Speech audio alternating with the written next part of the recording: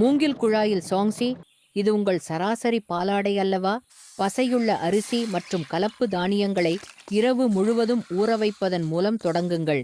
மென்மையானது மற்றும் ஒட்டும் தன்மை முக்கியமானது. அடுத்து, புதிய மூங்கில் குழாய்களை திறந்து நன்றாக துவைக்கவும். கூடுதல் நறுமணத்திற்காக மூங்கில் தளிர் உமிகளால் உள்ளே வரிசையாக வைக்கவும்.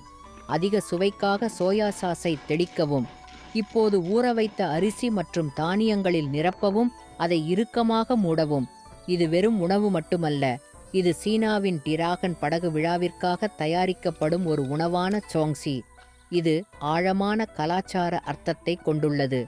ஆரோக்கியம், குடும்பம் மற்றும் அதிர்ஷ்டத்திற்கான பிரார்த்தனை.